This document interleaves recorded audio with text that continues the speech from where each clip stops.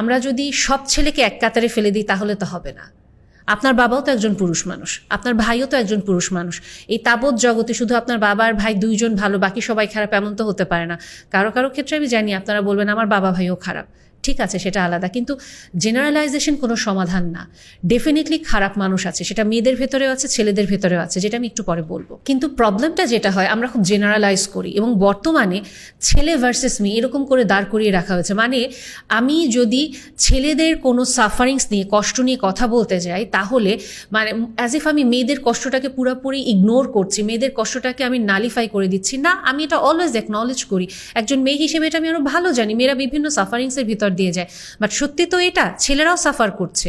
তাহলে এটা কেন আমরা কথা বলবো না? আজকে যখন একজন মানুষ তার সুইসাইড নোটে লিখে যায় যে আমার মৃত্যুর জন্য কেউ দায়ী না, আমি কাউকে খুশি রাখতে পারিনি, আমার প্রথম যে কথাটা আমি বলে শুরু করেছিলাম, একটা ছেলেকে ছোটবেলা থেকে এটা শেখানো হয় তোমাকে সবার দায়িত্ব নিতে হবে, সবাইকে ভালো রাখতে হবে, নিজে কিভাবে ভালো থাকবে, নিজেকে যে কিভাবে ভালো রাখতে হবে এটা তাকে শেখানো হয় না। কিভাবে সে তার কষ্টের কথা কমিউনিকেট করবে এটাও তাকে শেখানো হয় না।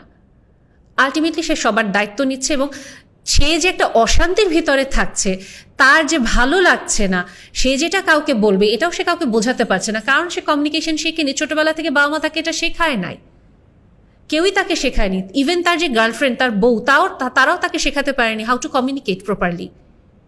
তার ফ্রেন্ডরাও তাকে শেখাতে পারেনি, এবং স্কুল কলেজ তো বাদই দিলাম।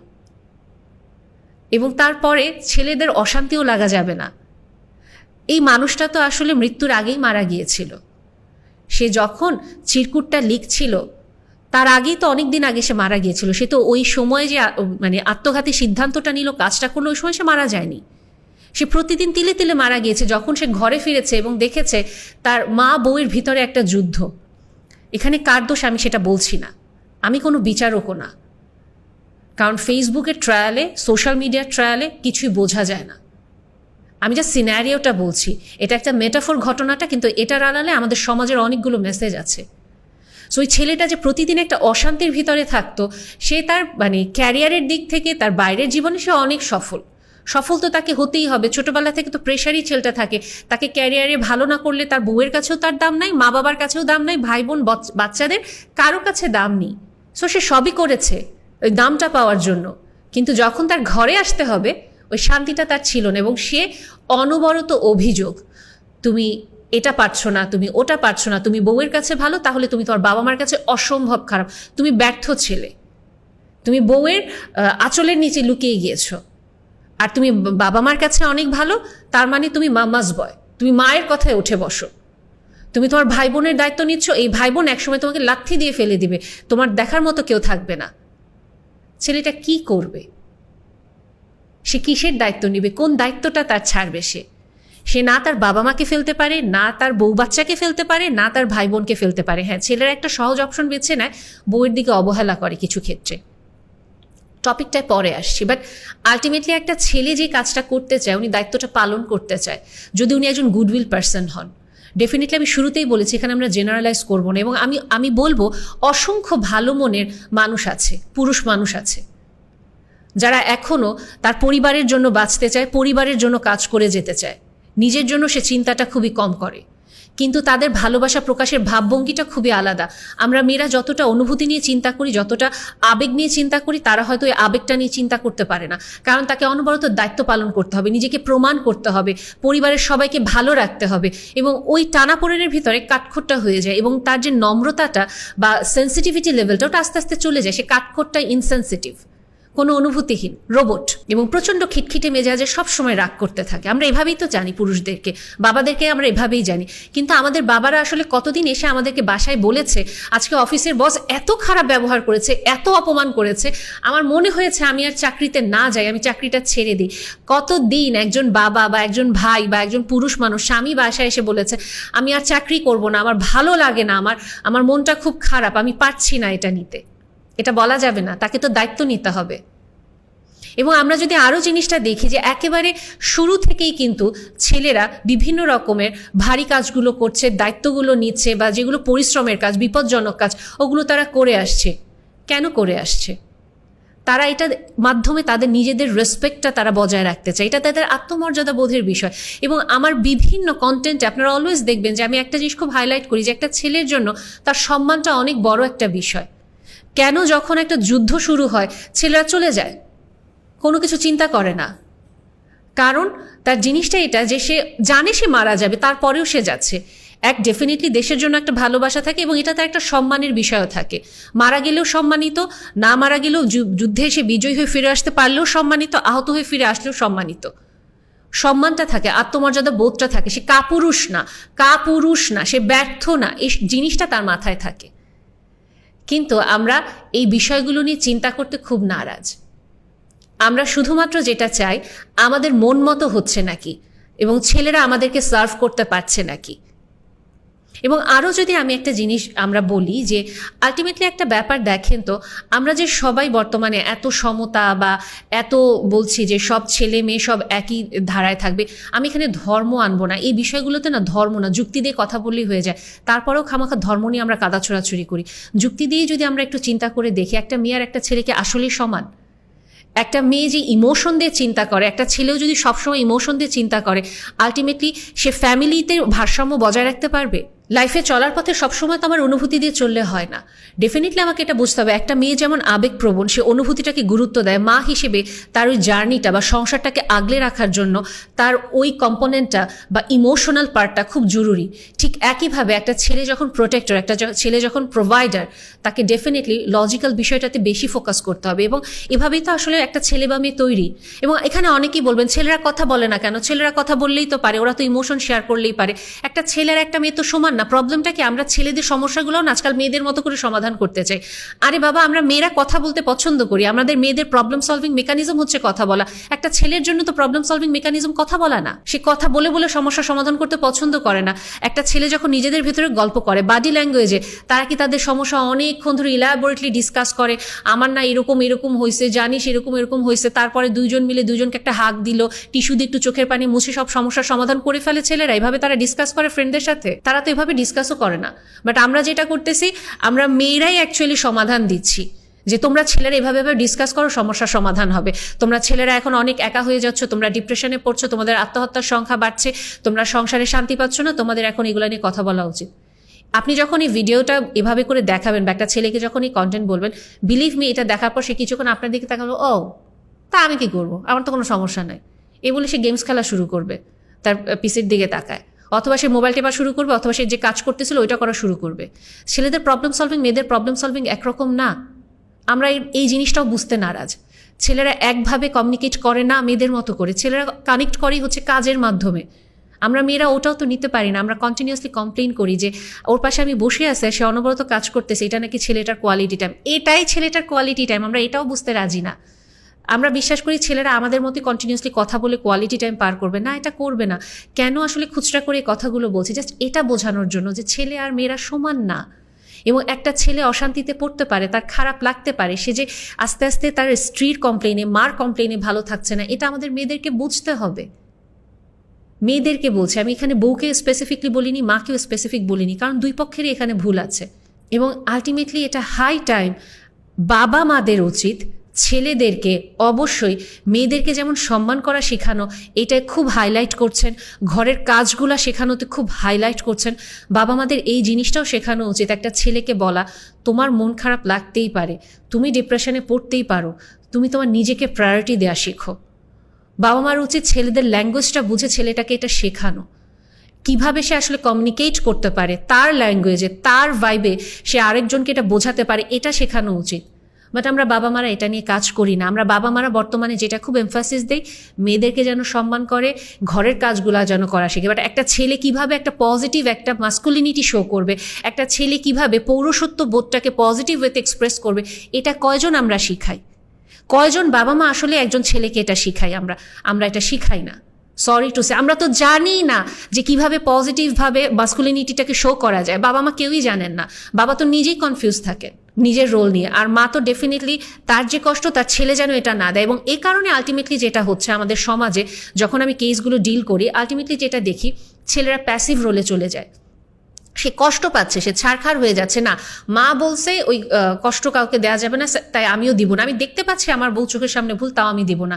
আমি দেখতে পাচ্ছি আমার মা চোখের সামনে ভুল, তাও আমি দিব না। কারণ মা বলেছে, ওই যে ছোটবেলায় মা বলেছে জিনিসটা না, আমি এটা শিখেছি যে কাউকে কষ্ট দেওয়া যাবে না এবং কষ্ট না দেওয়াটাই আমার একটা দায়িত্ব পালন, এটা আমি একজন ভালো মানুষ হব। সো আমরা একটা গুড গাই সিনড্রোম তৈরি করে দিচ্ছি ছেলেদের ভেতরে, এবং আলটিমেটলি আমরা এটা অ্যাকনলেজ করা ভুলে যাচ্ছি ছেলেরাও মানুষ, ওদেরও একটা সাফারিংস থাকে, ওদেরও ইমোশনাল নিড থাকে, ওদেরও বিভিন্ন রকমভাবে একটু স্পেস দরকার নিজেদের লাইফে। এখন এই পার্টটা বাদে আমি যদি একটু আসি যে একজন ছেলে তাহলে আসলে কি করতে পারে, এই জায়গাটা বোঝাটা খুব জরুরি। দেখুন, প্রথম যে লাইনটা আমি বলেছি যে আপনাকে সবার সাথে ভালো থাকতে হবে, ডেফিনেটলি এখানে আপনার রেসপেক্টের ব্যাপারটা জরুরি। আপনার অবশ্যই এটা মনে হয় যখন আপনাকে কন্টিনিউয়াস কমপ্লেইন করা হচ্ছে যে তোমার মার সাথে থাকার কারণে আমি লাইফটা এনজয় করতে পারছি না, বিয়ের আগে তুমি এটা বলেছো ওটা বলেছো, এগুলো তো আমি পাচ্ছি না। যখন আপনার মাকে আপনি দেখছেন যে তুই তোর বউয়ের সাথে বেশি সময় দিচ্ছিস, আমাকে সময় দিচ্ছিস না, ও আমাকে তো ভুলেই গেছিস, এই জিনিসগুলো আপনাদের নিতে কষ্ট হয়। এবং এখানেই আপনাকে একটা স্ট্রং রোল প্লে করতে হবে। আপনি তো দায়িত্ব নিতে ভালোবাসছেন, আপনি তো অ্যাকচুয়ালি সফল হতে চাচ্ছেন, দুই পক্ষকে ভালো রাখতে হবে। এখানে ডেফিনেটলি আপনাকে একটা ব্যালেন্স করতে হবে। এ কারণেই আপনি লজিক্যাল মাইন্ডের। আপনি খুব বেশি যদি ইমোশনাল হয়ে যান, আপনি যদি খুব নরম হয়ে যান, আপনি ব্যালেন্স ক্রিয়েট করতে পারবেন না।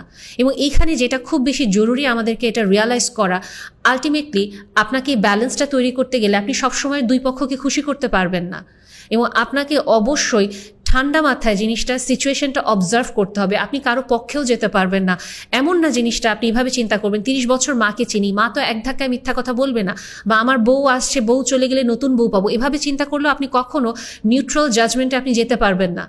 আপনাকে জিনিসটা একজন নিউট্রাল পার্সপেক্টিভ থেকে অবজার্ভ করতে হবে। আমার মাকে আমি 30 বছর চিনি ঠিকই, কিন্তু আমি তো জানি না যে আমার মার ভেতরে আসলে কোনো ইনসিকিউরিটি তৈরি হচ্ছে নাকি। আমার মা জীবনে যেই জিনিসগুলো পাননি, আমি যখন আমার স্ত্রীর সাথে ওই জিনিসগুলো করছি বা ওকেও ইমোশনাল নিডটা প্রোভাইড করছি, আমি জানি না আমার আচরণের কারণে মা ইনসিকিউর হয়ে যাচ্ছেন কিনা, মার ভেতরে যে জেলাসি আমি কোনোদিন দেখিনি ওটা চলে আসছে নাকি। আবার আমি এটাও জানি না যে আমার বউ বিভিন্ন রকমের কন্টেন্ট দেখে বা ছোটবেলা থেকে তার ফেরিটেল সিনড্রোমে বাস করতে করতে সে কি এতটাই আনরিয়েলিস্টিকলি রোমান্টিক হয়ে যাচ্ছে কিনা, বা আনরিয়েলিস্টিক একটা জগতে থাকছে কিনা, যার কারণে তার আসলে তার অ্যাজাম্পশন থেকে সে তার শাশুড়িকে বা আমার পরিবারকে সবসময়ই আসলে একটা প্রতিদ্বন্দ্বী হিসেবে ভাবছে, বা অনবরত আমি যতটুকু পারছি সময় দিচ্ছি, এরপরেও তার মন ভরছে না, তার আরও সময় দরকার তার আনরিয়েলিস্টিক এক্সপেকটেশন থেকে। আপনি যখন নিউট্রাল একটা পয়েন্ট থেকে এখানে না আসবেন, আপনি কোনোদিন এটা অ্যানালাইসিস করতে পারবেন না। এবং যখন আপনি একটা নিউট্রাল পয়েন্টে আসবেন, তখন আপনি অ্যানালাইসিস করতে পারবেন যে আসলে এখানে কার পদক্ষেপ কি হওয়া উচিত এবং এখানে আপনাকে কোন পদক্ষেপে যেতে হবে। ডেফিনেটলি আমরা আমাদের বাবা মাকে সম্মান করব, কিন্তু তার মানে তো এটা না আমার বাবা মা যদি আমাকে কোনো ভুল আবদার করে, ভুল কাজ করতে বলে, আমি মুখ বুজে বলবো যে আমার বাবা মা আমার বস, আমার তার কথাই মানতে হবে। আপনার বস আপনার বাবা মা কখনোই না। আপনার বস যদি কেউ হতে হয় সেটা আল্লাহ, আপনার স্রষ্টা, উনি আপনাকে কি বলছেন ওটা আপনাকে দেখতে হবে। পুরুষ মানুষ হওয়াটা তো এত সহজ না। পুরুষ মানুষ হওয়াটা তো শুধু আসলেই যেটা দিয়ে শুরু করলাম, রাত 1টার দিকে পলাশির মোড়ে চলে যাব, 300 ফিটে চলে যাব, ওটা তো না। শুধু তো মৌজ মাস্তি না, আপনি যে দায়িত্ব পালন করছেন ওই স্ট্রেসটা তো আপনাকে নিতে হবে এবং আপনাকে তো ওই দায়িত্বটা প্রপারলি পালন করতে হবে। আপনি তো উইথড্রল মোডেও যেতে পারবেন না যে সমস্যা হচ্ছে আমি অ্যাভয়েড করে যাব, তোমরা মা বউ তোমরা মিলেমিশে ঠিক করো, এটার ভিতরে আমাকে ডাকবা না, এটাও আপনি বলতে পারবেন না। কারণ আপনার মা আপনার বউ দুজনই আপনার এবং আপনি এদের মাঝখানে ব্রিজ। সো আপনাকে দায়িত্ব পালন করতে হবে। আপনি কি করতে পারেন? আপনি যেটা করতে পারেন, যদি আপনি দেখেন আপনার মা ভুল, ডেফিনেটলি আপনার মাকে জিনিসটা বলতে হবে যে হ্যাঁ মা দেখো, আমার হয়তো আর্থিক সমস্যার কারণে তোমাকে এবং আমার বউকে আলাদা বাসায় রাখা সম্ভব হচ্ছে না, অথবা সামাজিক টানাপোড়েনের কারণেও হয়তো আমি আলাদা রাখতে পারছি না, কিন্তু তুমি যে কাজগুলো করছো এগুলো অন্যায় এবং এটার কারণে তোমার ছেলে অশান্তিতে থাকবে। তুমি ডেফিনেটলি আমার এই কথায় কষ্ট পেতে পারো, তুমি হাউমাউ করে কাঁদতে পারো, কিন্তু আলটিমেটলি মা আমি আল্লাহকে ভয় করি। আল্লাহ যেমন আমাকে তোমার প্রতি দায়িত্ব পালন করতে বলেছেন, আমাকে আমার স্ত্রীর প্রতি দায়িত্ব পালন করতে বলেছেন। কাজেই আমি যদি তোমাদের দুইজনকেই খুব নমনীয়ভাবে হ্যান্ডেল করি, আনকন্ডিশনাল ভালোবাসা দিতে থাকি, সেটা তোমরা সঠিকভাবে ব্যবহার করতে পারছো না। তাই আমাকে অবশ্যই কিছু ক্ষেত্রে একটা নিউট্রাল পয়েন্টে যেতে হচ্ছে বা একটু কঠোর হতে হচ্ছে। ঠিক একইভাবে আপনার স্ত্রীকেও জিনিসটা আপনাকে বোঝাতে হবে যে আমার মাকে আমি ফেলে দিতে পারবো না, ডেফিনেটলি ওনার আচরণগত সমস্যা হচ্ছে, আমি এটা অ্যাকনলেজ করছি, কিন্তু যদি আমার সামর্থ্য থাকে আমি অবশ্যই তোমাকে আলাদা বাসায় রাখবো, কিন্তু যদি আমার সামর্থ্য না থাকে সেই ক্ষেত্রে আমি নিরুপায় এবং আমি চেষ্টা করবো আমার মার সাথে এই বিষয় নিয়ে কথা বলতে, সমঝোতায় আসতে। কিন্তু যেহেতু উনি আমার মা, আমি ওনাকে সবসময় পরিবর্তন করতে পারবো না। আমি অনুরোধ করব, যদি উনি অনেক বেশি খারাপ আচরণ করেও তুমি হয়তো আমাকে শেয়ার করতে পারো, আমি যদিও জানি এটা সব সময় আমার শুনতে ভালো লাগবে না, আমার কষ্ট লাগবে, কারণ আমার মা হিসেবে এই আচরণ করছে, এটা আমার দেখতেই লজ্জা লাগবে, নিজেকে ব্যর্থ মনে হবে, তারপরও তুমি কষ্ট পাচ্ছ, এর জন্য আমি এটা শুনতে চাইবো, তুমি জাস্ট আমাকে শেয়ার করো। কিন্তু জিনিসটা আমি বলছি না তোমাকে মেনে নিতে হবে, তুমি জাস্ট সহ্য করার চেষ্টা করো, না মানতে পারো অন্তত সহ্য করো, কারণ এটার ভেতরেই তুমি আমি একটা সময় ভালো থাকতে পারবো। এবং ডেফিনেটলি আপনি যখন আপনার মার প্রতি ওই পদক্ষেপটাতে যাবেন, মার অন্যায়গুলো ধরিয়ে দিবেন, আপনার স্ত্রীও যদি আপনার মার প্রতি কোনো ভুল অভিযোগ করে, আপনি যদি ওটাও বলেন যে না তুমি যেটা বলছো এটা তোমার ভুল, আনরিয়েলিস্টিক এক্সপেকটেশন বা অ্যাজাম্পশন থেকে এই কাজটা বলছো বা করছো, এটা সম্ভব না, এবং আপনি যখন লজিকলি তাকে জিনিসটা বোঝাচ্ছেন এবং অসম্ভব ভালোবাসার সাথেও এটা বলছেন, তখন ডেফিনেটলি উনি বুঝতে চাইবেন। যদি এটা উনি বুঝতে না পারেন, অবশ্যই আপনাকে আপনার স্ত্রীর প্রতিও কিছু ক্ষেত্রে বোল্ড একটা ডিসিশনে আসতে হবে এবং বাউন্ডারি সেট করতে হবে যে আসলে আমি তোমাকে এতটুকু দিতে পারবো, এর বাইরে আমার পক্ষে দেওয়া সম্ভব না। এখানে একজন পুরুষ মানুষ হিসেবে আপনাকে এটাও মাথায় রাখতে হবে, ডেফিনেটলি আপনি একজন মানুষকে আপনার জীবনে যখন নতুন আনবেন, আপনার স্ত্রীকে বিয়ে করার আগে এই প্রতিশ্রুতি দিবেন না তোমার জন্য আমি আকাশের তারা এনে দিব, তোমাকে নিয়ে প্রতিদিন আমি ডেটে যাব, তোমার সাথে আমি মানে মাসে একবার করে বেড়াতে চলে যাব। আপনি আপনার যদি মানে নিজের মা নিজের সাথে নাও থাকে, আপনার চাকরি আপনাকে অ্যালাউ করবে না এইসব কাজ করার জন্য। আপনাকে একটা রিয়েলিস্টিক এক্সপেকটেশন তাকে সেট করে দিতে হবে যে আমার জব এরকম, আমার জবের ফাঁকে আমি ডেফিনেটলি টাইম ম্যানেজ করার চেষ্টা করব, বা আমি বিজনেস করি এরকম, আমি ডেফিনেটলি টাইম ম্যানেজ করার চেষ্টা করব, যতটুকু পারবো সময় আমি তোমার জন্য রাখবো এবং আমি ডেডিকেটেড থাকবো, বাকিটা অবশ্যই তোমার সাহায্য আমার দরকার এই লাইফে গ্রো করার জন্য, তোমাকে ভালো রাখার জন্য। আমি জানি কথা বলাগুলো আপনাদের জন্য সহজ না, এটা আপনাদের জন্য খুব ক্রিঞ্জ হয়ে যায়, বা কিছু ক্ষেত্রে এত কথা বলার দরকার কি আছে এটা মনে হয়, বাট স্টিল যেহেতু আপনার মানে সহধর্মিণী বা আপনার মা, ওনাদের প্রবলেম সলভিং মেকানিজমই কথা বলা, সো আপনাকে আপনার গণ্ডির বাইরে আসতে হবে, কথা বলতে হবে, না হলে আপনি অ্যাকচুয়ালি পুরুষ হিসেবে আপনার যে দায়িত্বটা পালন করার কথা সেই দায়িত্বটা আপনি পালন করতে পারবেন না। রাগ করে, অ্যাভয়েড করে, জোর করে চাপায় দিয়ে আপনি কখনোই সংসারে শান্তি পাবেন না। আপনাকে ডেফিনেটলি একটা সলিউশনে আসতে হবে।